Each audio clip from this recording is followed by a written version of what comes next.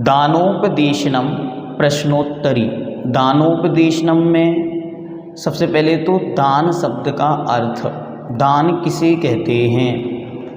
तो जो स्वपर के अनुग्रह के लिए दिया जाता है उसे दान कहते हैं, जिससे स्वयं का और दूसरों का कल्याण हो, इस निमित्त से अपनी वस्तु को देना यह दान है।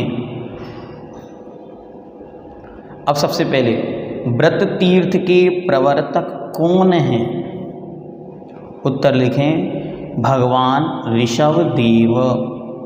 ये प्रश्न ऐसे भी पूछा जा सकता है, धर्म तीर्थ के प्रवर्तक कौन हैं? तो धर्म तीर्थ कहो या फिर दान तीर्थ कहो, तो दोनों के प्रवर्तक भगवान आदिनाथ महास्वामी कहे गए। अगला प्रश्न, दान तीर्थ के प्रवर्तक कौन हैं? तो दान तीर्थ के प्रवर्तक राजा श्रेयांस। ये दोनों किसी न किसी रूप में प्रश्न पत्र में देखने में आते हैं। पिछले 3 सालों से लगातार ये प्रश्न पूछा जा रहा है, इसलिए आप लोग इसको अच्छी तरह ध्यान में रखें।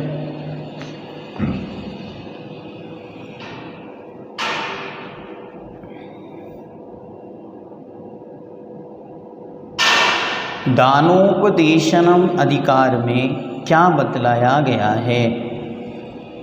उत्तर, दानोपदेशनम अधिकार में दान की आवश्यकता और महात्म्य को बतलाया गया है।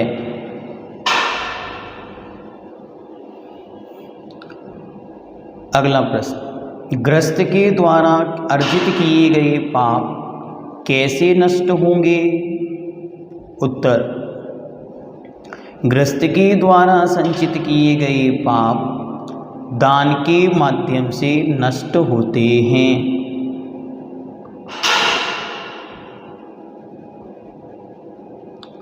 छह आवश्यकों में प्रमुख आवश्यक कौन सा है? उत्तर, दान। 6 आवश्यकों में प्रमुख आवश्यक कौन सा है? उत्तर, दान।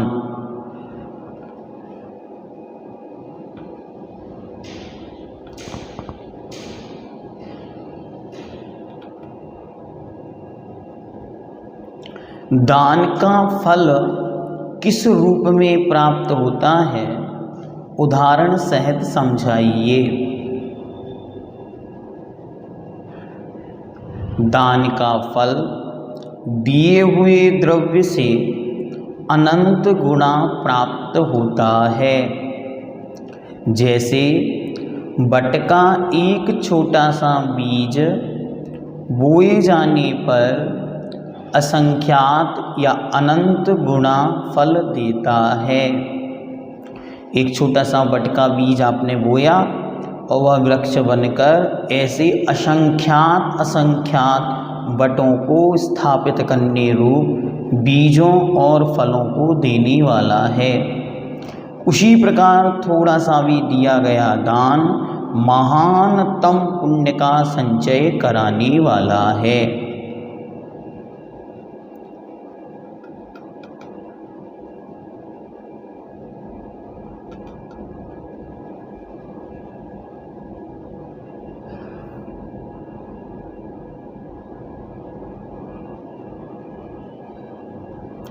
जो स्वयं द्रव्य का दान नहीं देता वह कैसा है?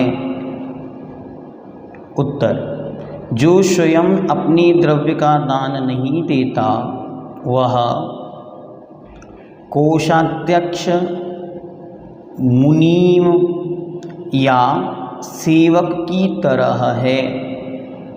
जो स्वयं अपने द्रव्य का सदुपयोग नहीं करता वह कोषाध्यक्ष, मुनीम या सेवक के समान है।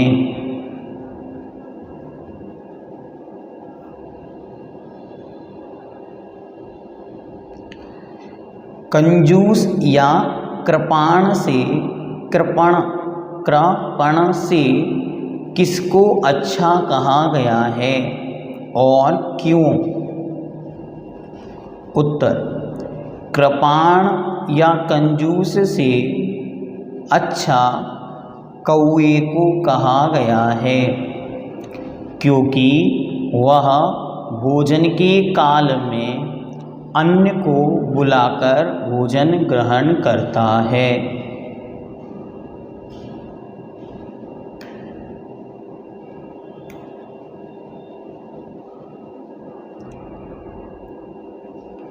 और इसके अंत में पात्र के विषय में विशेष दिया गया है, वो आपको अच्छी तरह ध्यान में रखना है और उसको याद भी करना है। श्लोक नंबर 48 और 49 में ये आपको दान अधिकार में अगर आप निकालेंगे, श्लोक नंबर 48 और 49,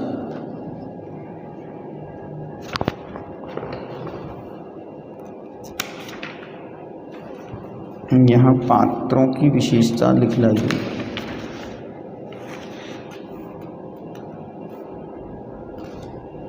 ये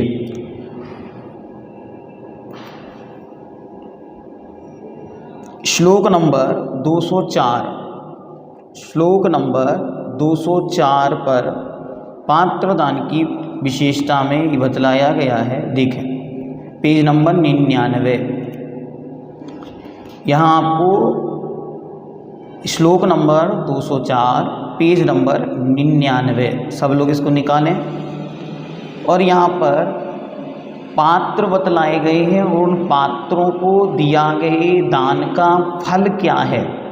ये पिछली बार 5 नंबर के रूप में एक प्रश्न आया था। सो आपको अच्छी तरह इस पैराग्राफ को पूरा पढ़ना है और इसमें से विशेष बातें जो हैं वो ध्यान रखनी है। पहला तो पात्र किसे कहते हैं? तो जो दान देने के योग्य है उसे पात्र कहते हैं, अर्थात जिसे दान दिया जाता है वो पात्र है। देने वाला कौन है? देने वाला दाता है। पात्र कितने प्रकार का? 3 प्रकार के, उत्तम, मध्यम और जघन्य। जो अब तीनों की परिभाषा, उत्तम पात्र, उत्तम पात्र कौन है? तो जो सकल चारित्री अर्थात महाव्रतधारी मुनि महाराज हैं वे उत्तम पात्र हैं। मध्यम पात्र कौन है?